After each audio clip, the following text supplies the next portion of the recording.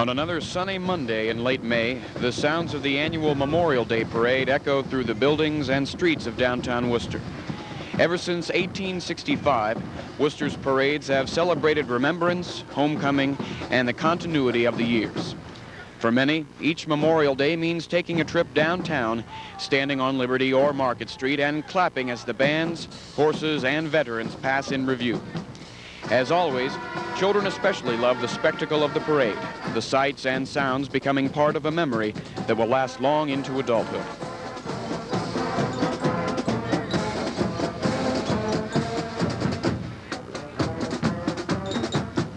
"100 years ago, others stood on these same corners and watched as bands, horses, politicians, and veterans passed in review. Then, as now, children love the noise and the spectacle of a parade. On these same streets, merchants were starting to put up the signs and banners for Wayne County's centennial celebration. The remembrance of the centennial was a link with the past, as well as a recognition of those whose hard work, values, and outright enthusiasm built a home, a community, and a country.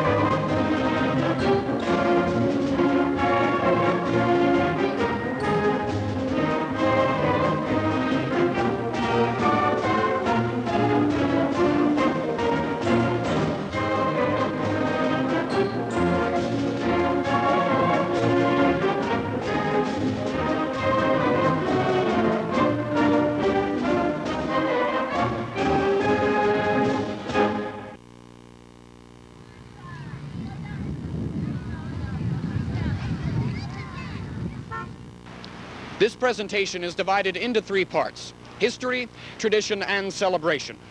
You will see a potpourri of events, times, and places we celebrate during this bicentennial.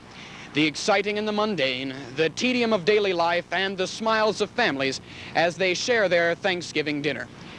We will also bring you some unique moments, a selection of farming scenes from the 1930s, the aftermath of a flood that took 14 lives, a bank robbery, and a parade welcoming home a Vietnam POW.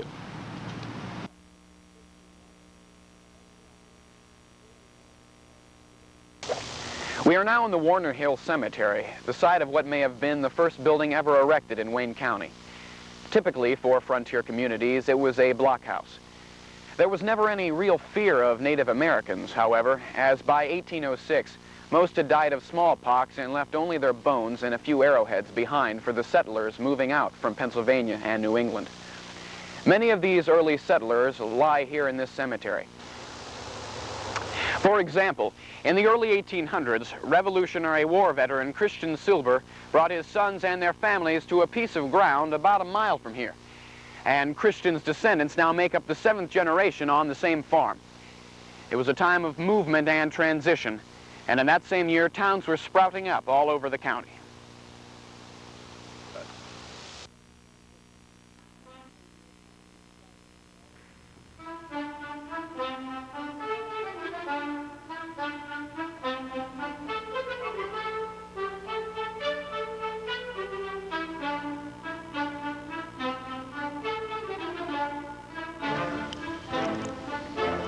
One of the oldest communities in Wayne County, Doylestown was founded by William Doyle in 1827. As with Burton City, Doylestown was once a center of coal mining, but the last of the mines closed in 1900. The location along the main road from Akron to Columbus made the town a popular stopping point. But Doylestown continues to grow as residents of Akron and Barberton are drawn to the attractive and quiet tree-lined streets.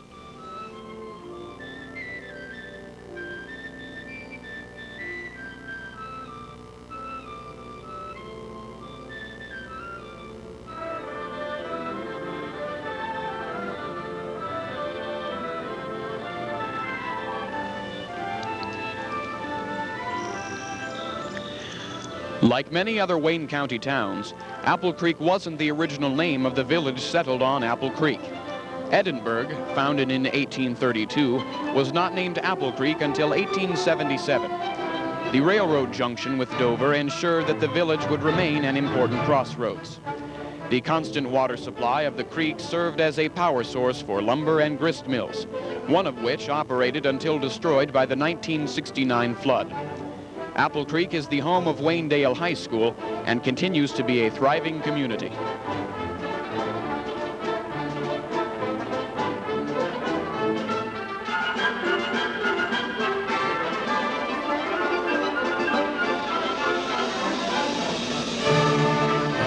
Dalton is the result of the 1856 merger of the small farming communities of Dover, Sharon, and Middletown, which grew out of their important location on the main state road that later became the Lincoln Highway.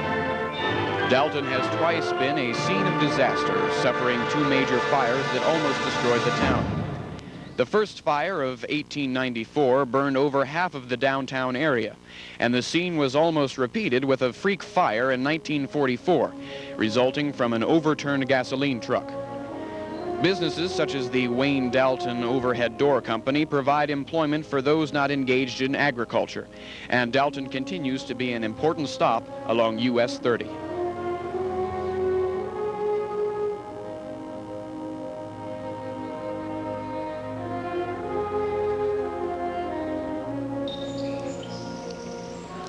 Orrville is the second oldest community in Wayne County, founded in 1814 by the Revolutionary War veteran James Taggart.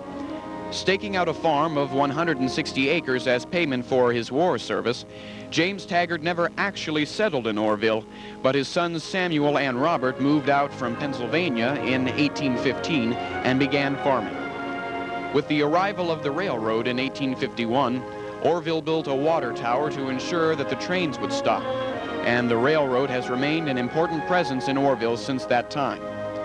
Orrville is the home to several major businesses, including Smucker's Incorporated, the Shantz Organ Company, Smith Dairy, and Volvo White Industries.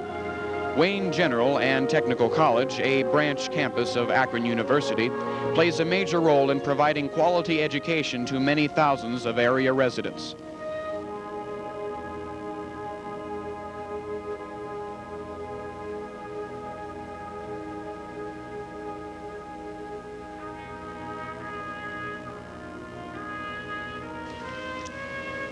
Sterling was founded in 1830 as Johnson's Corners, being at the junction of the Creston-Rittman and the Smithville-Seville roads. Later called Amwell, the name was finally changed to Sterling after the name Sterling Silver, in order to make the name sound more attractive to potential buyers of town lots. Like its neighbors Creston and Doylestown, the railroad contributed to the village's early growth, and businesses ranging from a cigar factory to a distillery have operated in the town.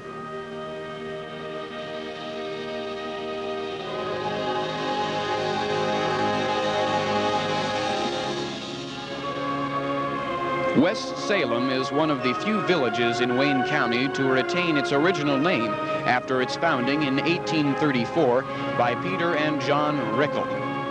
The village had its share of disasters over the years, including the fire at the Old West Salem Equity in 1936 and significant damage from the 1969 flood.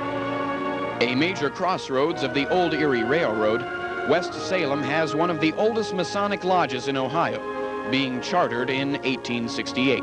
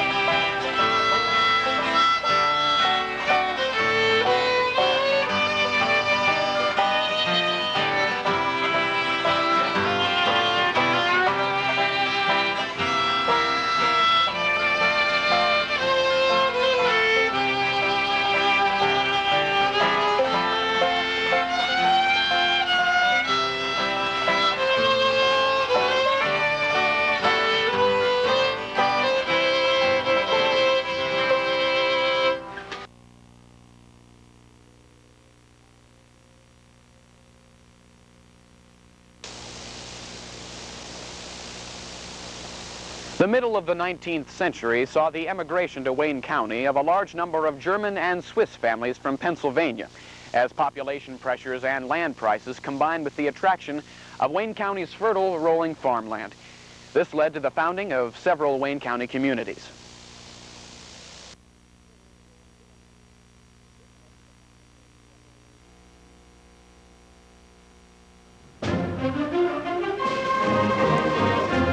Kidron grew out of a cheese factory started by Christian Schanz in the 1880s and was named after Kidron Creek, which flows through the center of the village.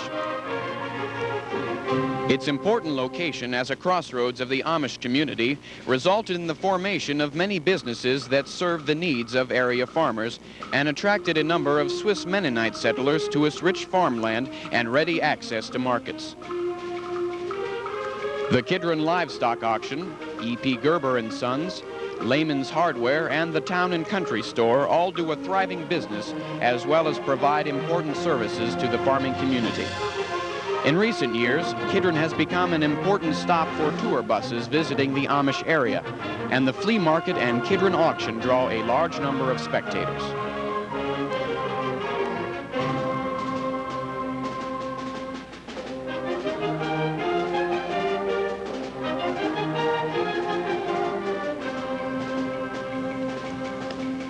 Mount Eaton was founded in 1813 with the building of a Presbyterian church.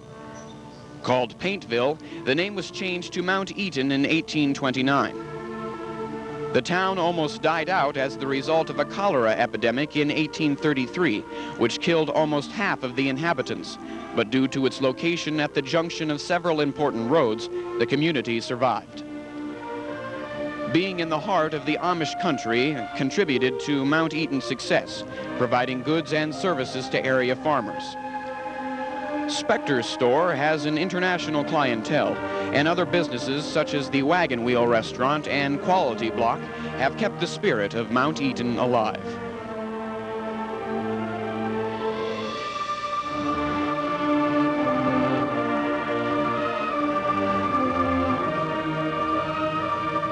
Fredericksburg, Ohio is in the southeastern part of Wayne County. Pioneers started settling in this area after the War of 1812. Fredericksburg was laid out on November 27, 1824, in the forks of Salt Creek. The village was named for Jacob Frederick, its founder, and was incorporated on May 23, 1867. The Jacob Frederick Home was a three-story building and was the site of speeches from three men who later became presidents: William Harrison, James Garfield, and William McKinley. Fredericksburg was an ideal spot for mills and industries. The streams in the area provided power for several flour mills and wool mills. Because of local resources, there also was a creamery and a brickyard in the early days, and in 1910, the pottery was built.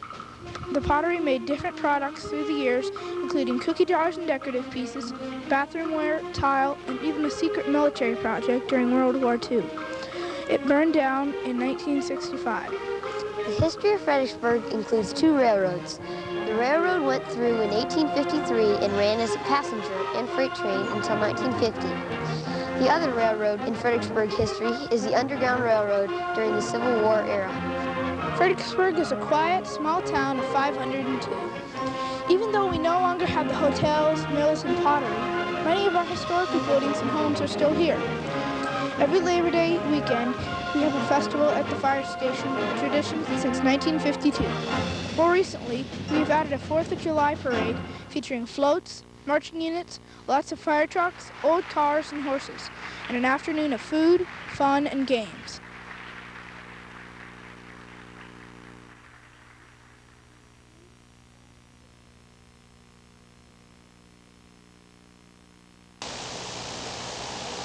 While adults worked on farms, factories, or in the home, children had their own activities. Here are some scenes taken at Worcester High School in the spring of 1941. There's an interesting note about one of these clips. In the spring of 1941, the Worcester High School principal decided that students would now be required to wear caps and gowns to their graduation instead of the traditional new suits and dresses of past years. In response, the senior class staged a walkout in the middle of the school day that culminated in the hanging of a cap and gown in effigy from a tree outside the front door of the school.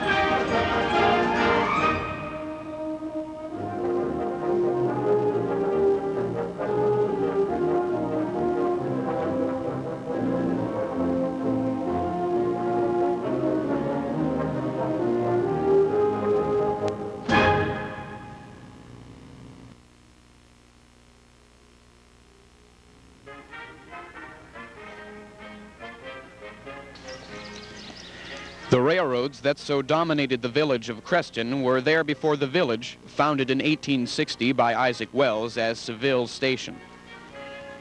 The name was changed again to Pike Station in 1865 and did not finally become Creston until 1881. Unlike other towns, however, Creston did not suffer from the decline of the railroads, and businesses such as the Creston Livestock Auction continue to do a thriving business.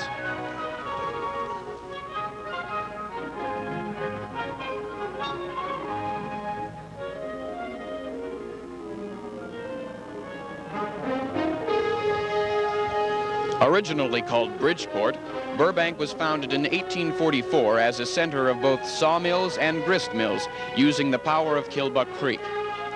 The town grew rapidly with the coming of the railroad in 1864, and at one time as many as 24 passenger trains passed through the town in a single day. As with Apple Creek, the 1969 flood destroyed the remaining mills as well as much of the railroad track, and several individuals were drowned in the flood waters. Burbank Park is a popular location in summertime for family reunions and softball games. Hello. Bristol was founded in 1817. It was founded because James Marshall took a land grant of 160 acres. He had come from the Dalton area. On February 7, 1817, Mr. Marshall made a small plot of streets and had it recorded in Worcester. He named it Bristol and began selling small parcels of land for people to build on. In 1866, the village had a population of about 500, and it was on February 10, 1866 that it was incorporated and officially named Marshallville in the name of its founder. The first physician was Dr. Comstock. Some of the famous buildings in Marshallville are the blacksmith shop, the wine cellar, the schools, and Clinton's Cook Shack. The business has continued in the family name over 64 years. Russell Clinton became the owner in 1977. The Smith Dairy has underwritten the business since 1979. These are the events that we have now. There is always a historical parade on the last Saturday in August. These are the annual events that they had then. There was a voting and electing new mayors, and in 1958, David Williams was the first mayor.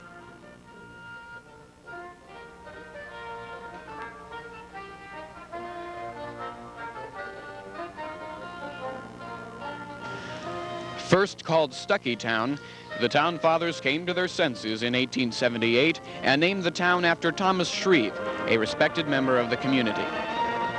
Shreve was founded as a water stop along the Pennsylvania Railroad and was the only ready access to the railroad for many miles around, having a hotel and various businesses. The Shreve Swamp is an important geologic and natural ecosystem of the Killbuck Valley, featuring many rare species of both plants and animals. Major businesses in Shreve are Des Essenhaus Restaurant, Shreve Hardware, Diamonite Industries, a division of U.S. Ceramic, and both Ken Miller Supply and Miller Trucking serve the needs of the oil and gas industry.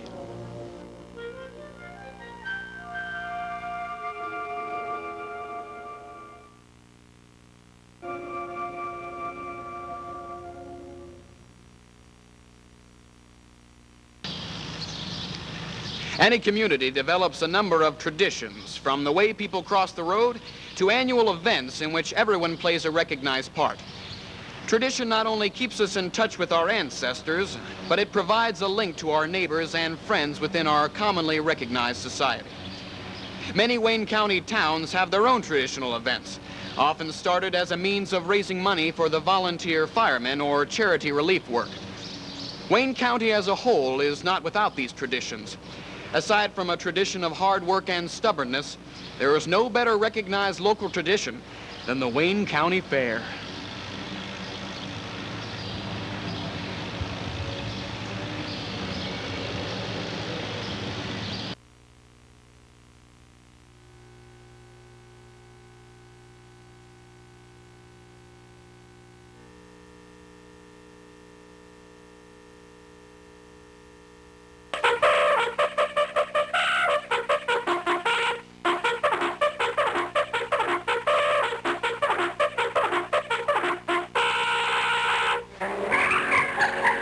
And now we want you to meet our past fair secretary, Walter Buss and Ted Evans of radio station WWST.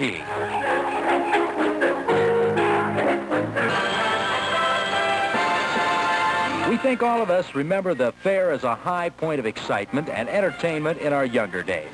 A deep-rooted influence on the early fair stays on through life. Everyone who attends this event in his youth remains a fair enthusiast for life. It's the midway that some people remember. The side shows, rides, hot dogs, cotton candy, and candied apples serve as the embellishments. There are the kiddie rides. There's always plenty of fun and excitement that delights the hearts of everyone.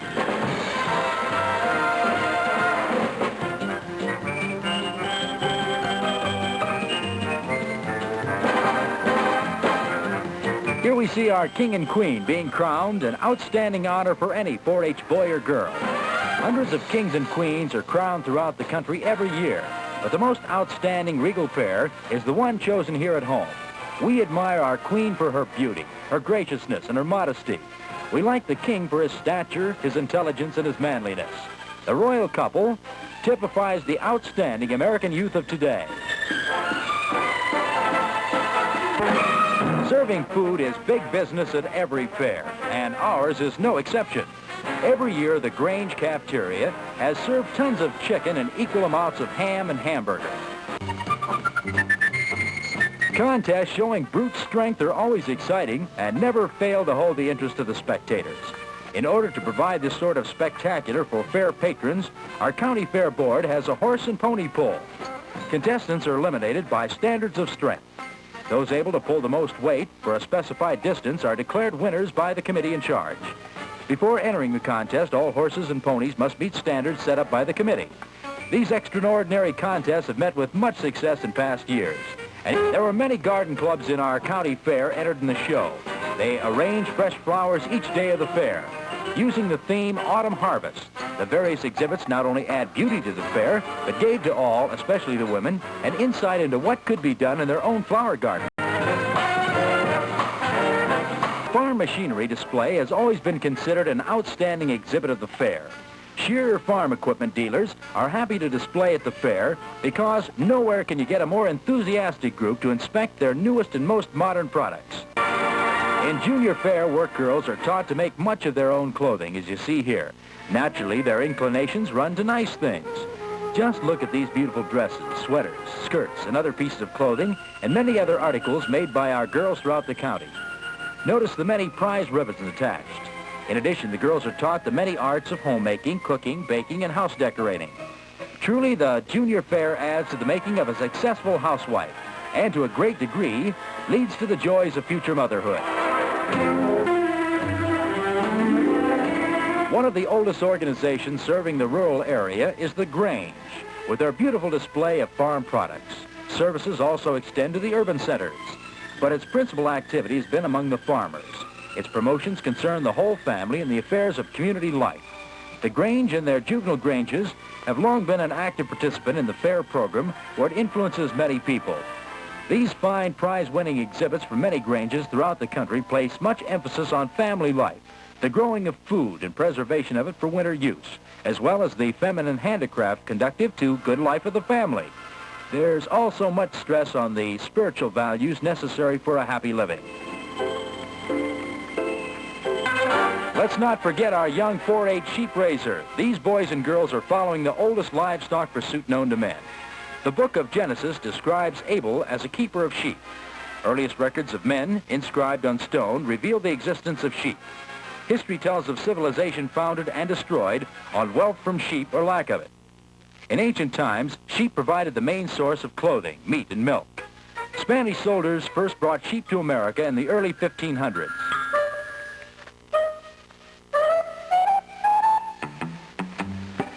Livestock are a major attraction at county fairs. These farmers who specialize in livestock here see the wonderful improvements resulting from pure breeding and planned crossbreeding. For many of us city folks, this livestock exhibit is our only opportunity to compare and to inspect closely these various breeds of purebred animals as we see them in the pens or as they're paraded for us. Ponies and horses are an important part at our fair. Everyone loves them, too. It's a desire of most every child at some time in their life to own a pony.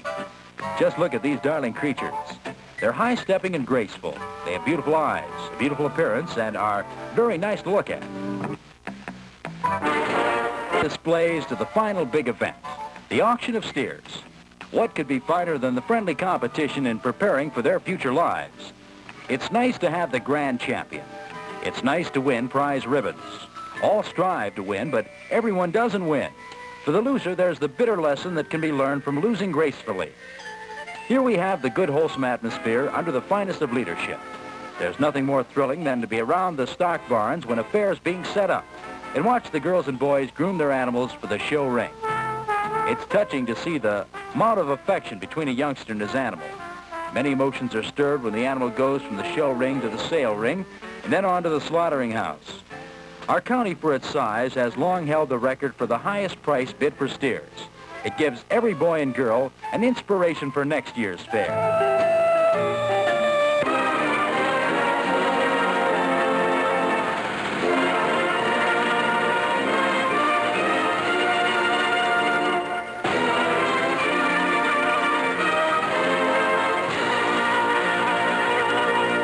Any well-balanced fair must include horse racing. It's one of the many free attractions. Racing, long known as the sport of kings, is equally well the sport of us all.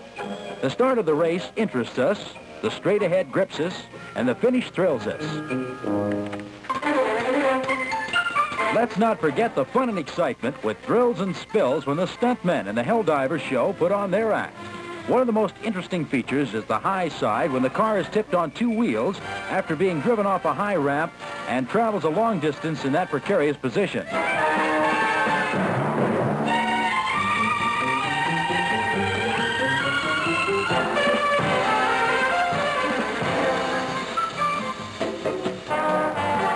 You must plan now to attend this year's fair. It'll be bigger and better than ever before.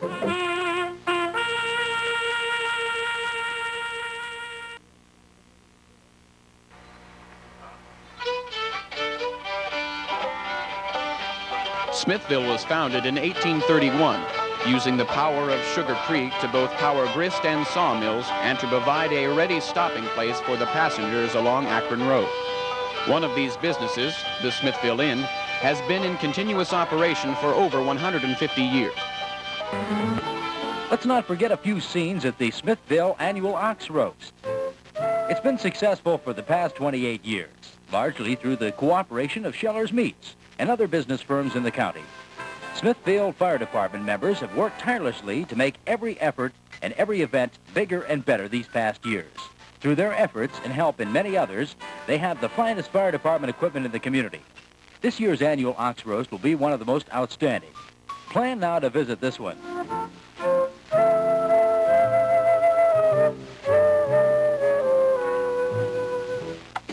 One of the strongest banks of its size in Wayne County is the Farmers and Merchants Bank in Smithville, founded in 1925. This bank has had a steady growth since its organization and has assets of over $3 million. Many personalized banking services are offered to the customers, including loans to finance or build your home, loans to farmers and businessmen in all walks of life, automobile and other types of consumer loans, safekeeping for your valuables. You'll like banking at the Farmers and Merchants Bank. They're well-staffed with folks who know how to serve you best and take pleasure in doing so. Customers can be sure of prompt and courteous treatment in this strong and friendly bank. The Farmers and Merchants is a full-service bank and can take care of all your banking needs. We invite you to open an account today.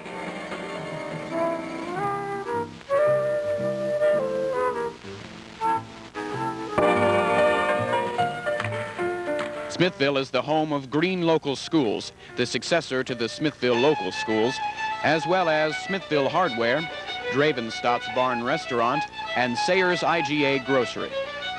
The Hartzler Lumber Company is a direct descendant of the original 1841 sawmill located along Sugar Creek.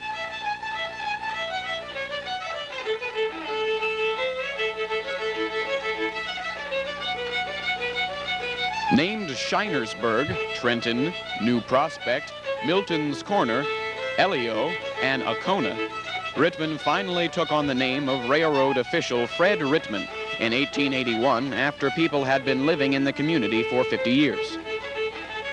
Settlers were attracted to Rittman by the easy access to the Ohio and Erie Canal, and the community began a rapid growth in 1897 with the formation of the Ohio Salt Company. Rittman was formally chartered as a city in 1959 and continues to be a thriving industrial center.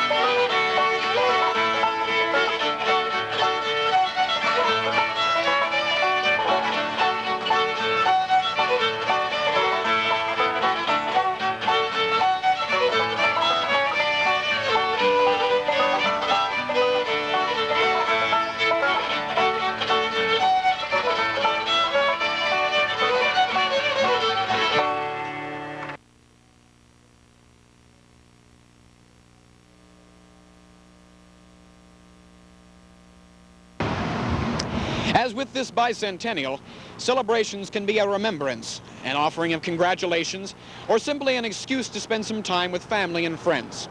From Christmas to Labor Day, from the 4th of July to Grandma's birthday, celebrations are the milestones that remind us of who we are and where we come from, and help to bind us more firmly to those with whom we share our daily lives.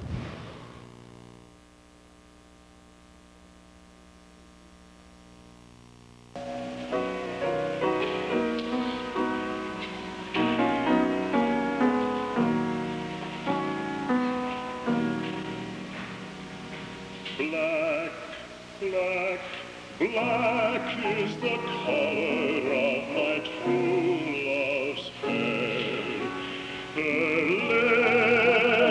lips are something rosy fair. The prettiest face, the daintiest hands. I love the grass whereon she stands.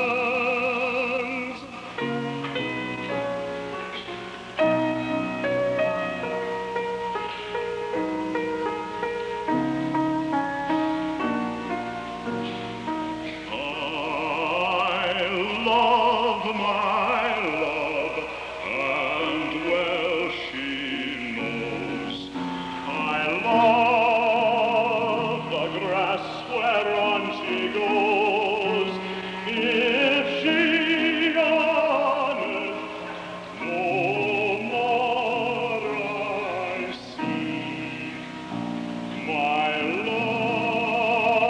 life will quickly leave me.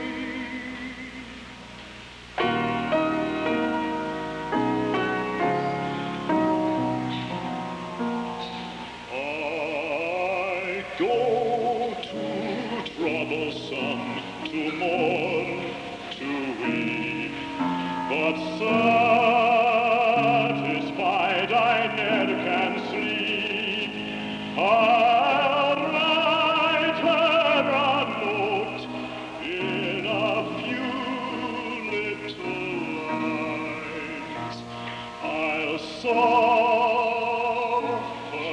death 10,000 times.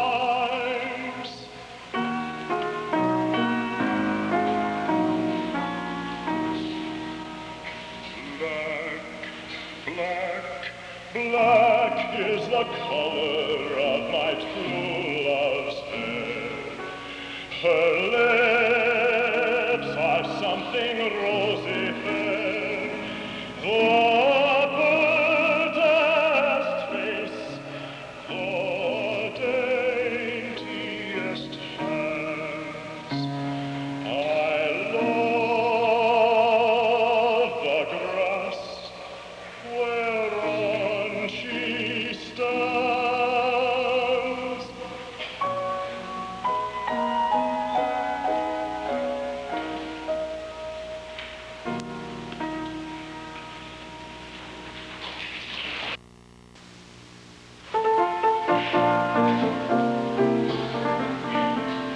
Little David, play on your harp, hallelujah, hallelujah. Little David, play on your harp, hallelujah.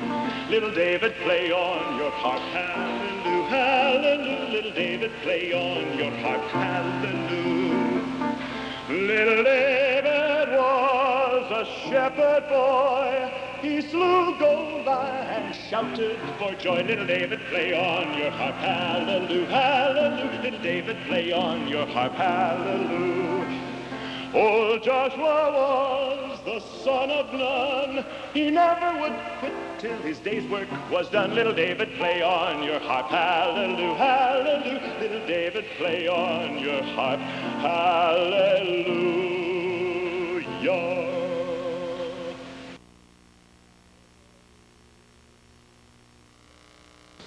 Worcester, being the oldest settlement in Wayne County, owes its role as county seat not only to age, but to its highly central location on 4 major roads. The first building was a general store operated by brothers William, Joseph, and John Larwill, on the exact corner where the county courthouse stands now. Its position as both crossroads and county seat contributed significantly to Worcester's growth, as its 1869 population of 7,000 individuals was over 10 times the population of any other Wayne County community. Worcester is the home of the College of Worcester, the Ohio Agricultural Research and Development Center, and is the world headquarters of the Rubbermaid Corporation and the Worcester Brush Company.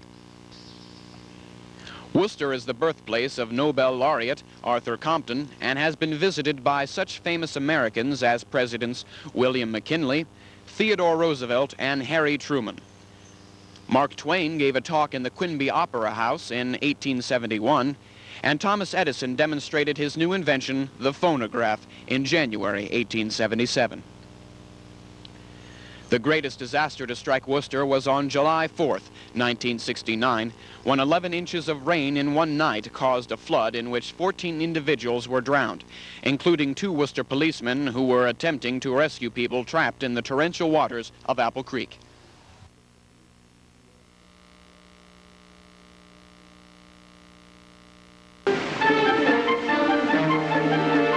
Scars have been left on the hearts and minds and the landscape.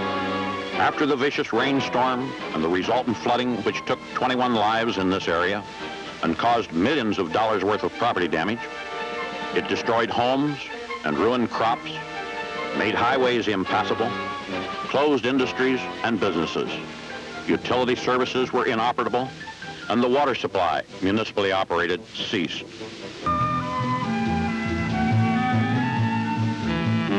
The Amish people have their own way of helping out. Bringing a buggy to town, perhaps to take food to some stranded relative outside of the small village.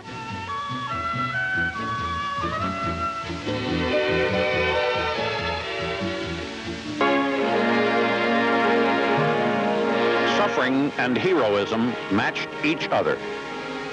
Lives were given in a desperate attempt to rescue stranded men, women, and children. Lives were saved, and the contents of homes were salvaged by those who risked their safety. The vicious destruction tore property apart, but brought mankind together. It was a time when strangers became friends, when man helped man. We can only hope they know how much they helped, and they will go among the legion of the honored, unsung heroes. Officials from every corner of the stricken community had praise and words of thanks to the countless volunteers who endangered their own lives to aid in the emergency. May we always be grateful to the people of courage who gave of their time, talent, and if necessary, their lives for their fellow man.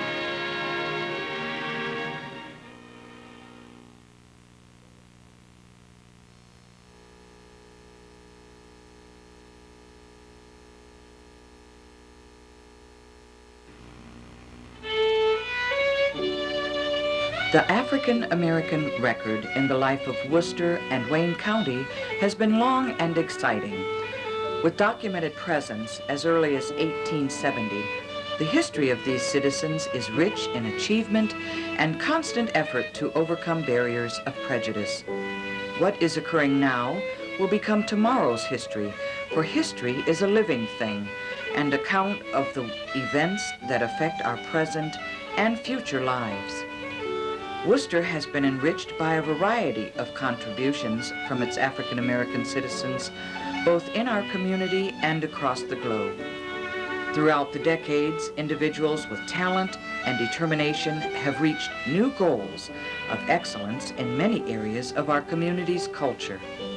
Education, religion, literature, art, music, sports, entertainment, politics, service in the military, government, business, science, and law.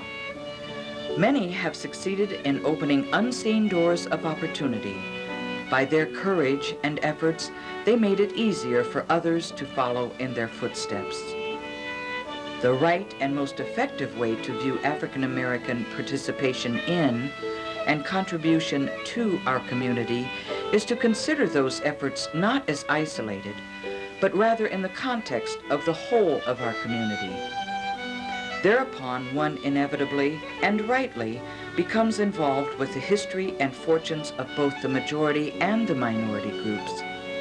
These fortunes are not separate. They overlap and interlock, as through successive generations, the lives of African Americans and the majority culture in our area are intermingled. This centennial celebration provides us with the most appropriate moment to see these images as a glowing testament to Wayne County's early African American community. Happy birthday, Wayne County.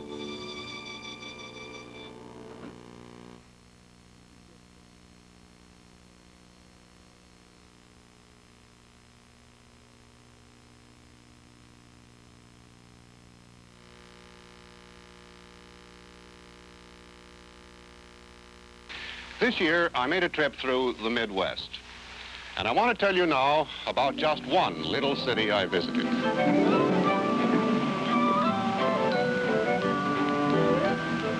I believe it very well may be one of the last strongholds of good, old-fashioned American squareness, using that word in its original meaning.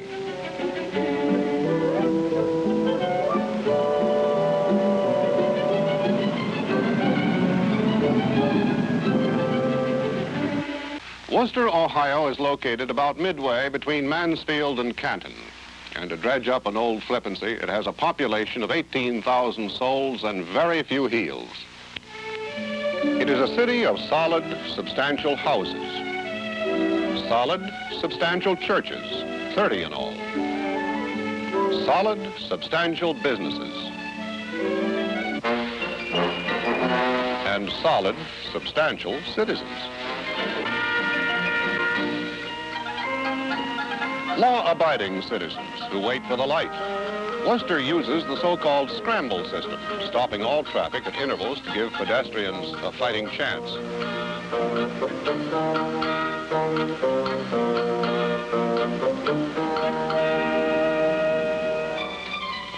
In academic circles, Worcester has some special distinction. The College of Worcester, founded here in 1866, is rated among the top 10 liberal arts schools of the whole nation, and its students come from every part of the world.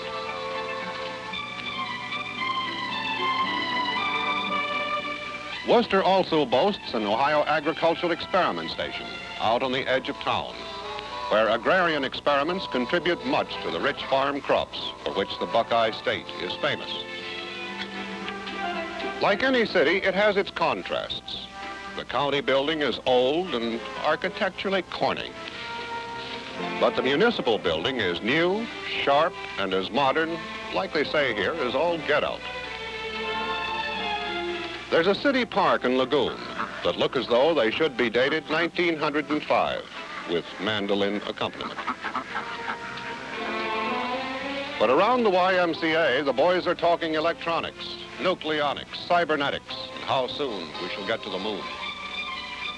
Worcester has its fair share of Rotarians, Kiwanians, Lions, and 2030ans. It has 6 banks, 12 schools, a good daily newspaper, and a radio station all its own.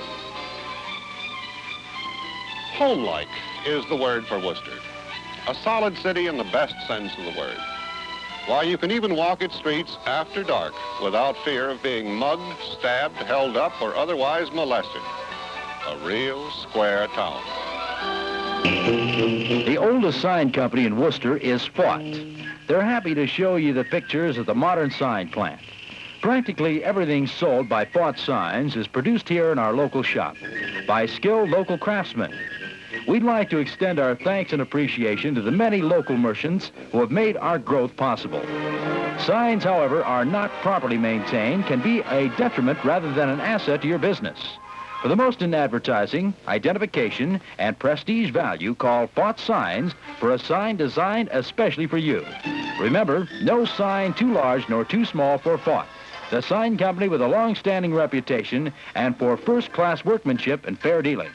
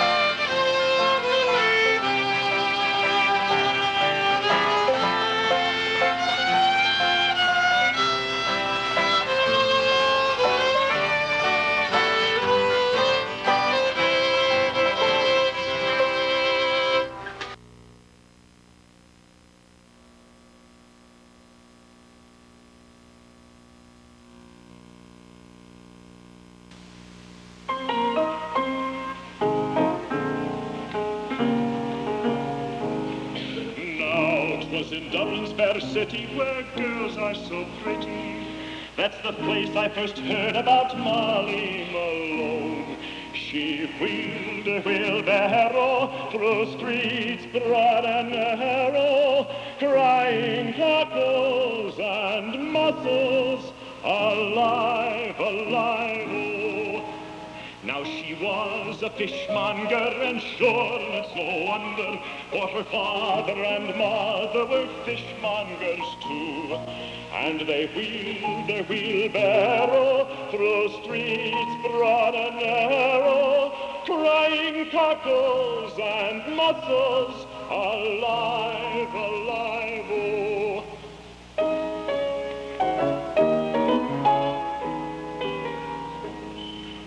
But she died of a fever, and no one could save her, and that's all I know about Molly Malone. But her ghost wheels her barrow through streets broad and narrow, crying cockles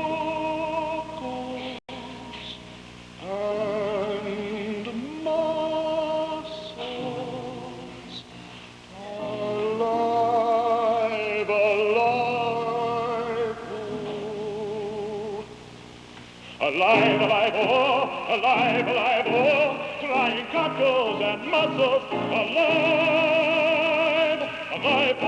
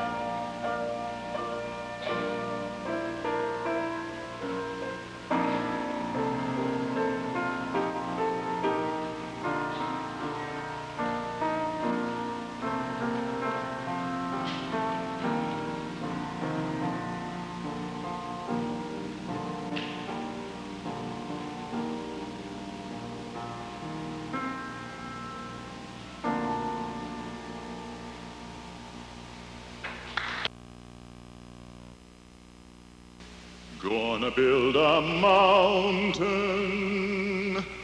from a little hill. Gonna build a mountain, least I hope I will. Gonna build a mountain, gonna build it high.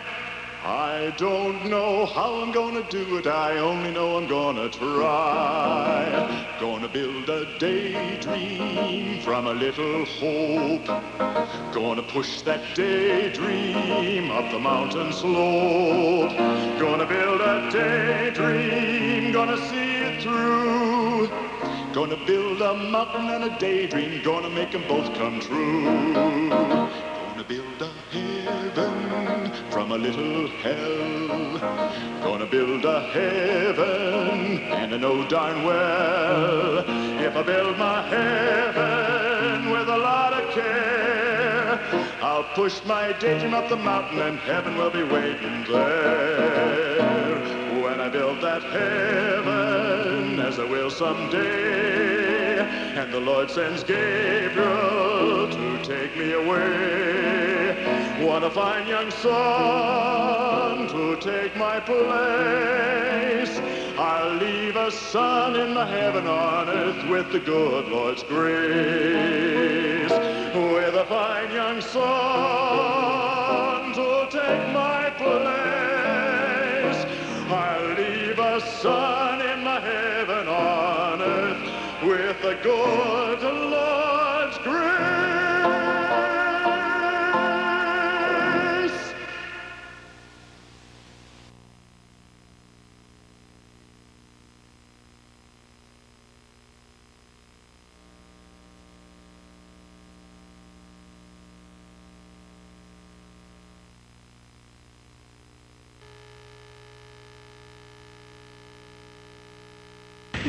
The teller is Mrs. Arlene Hall, the bank manager, Richard Tracy. When the two men entered this morning, you had just opened for business. What happened?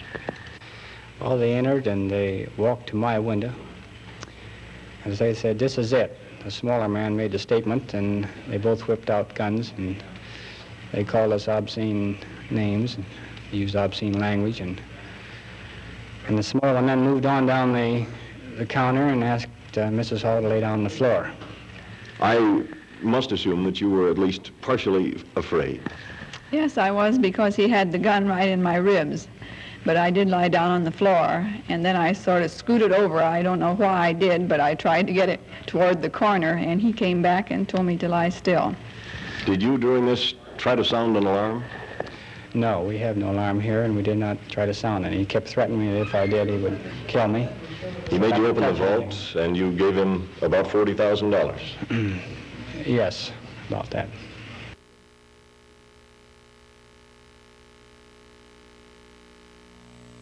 Well, for instance, today we heard that, coming home that Jane Fonda made a statement. She said that we were lying about our torture, and she really doesn't know, I don't think, what's going on, because she was not there like I was and the rest of my fellow prisoners.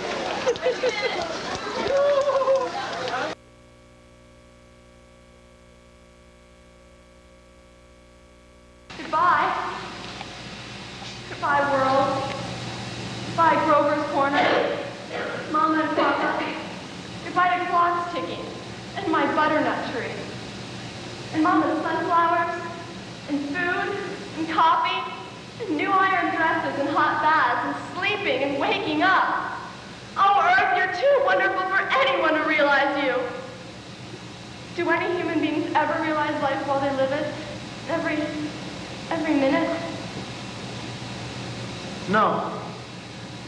Saints and poets, maybe. They do some. I'm ready.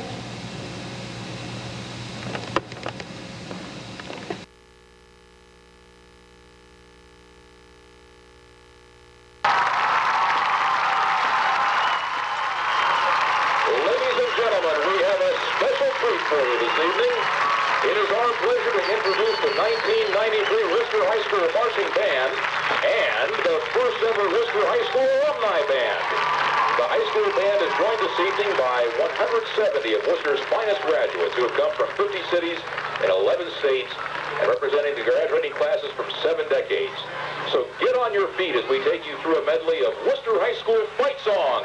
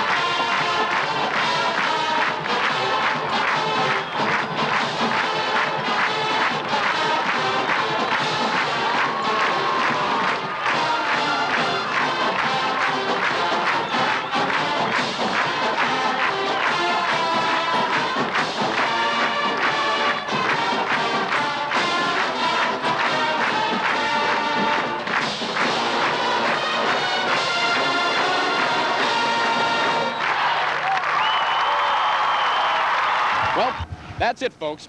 We hope you have enjoyed this presentation and that it brought back some fond memories for you. And now you can amaze your friends with some fascinating Wayne County trivia. We'll see you in 100 years.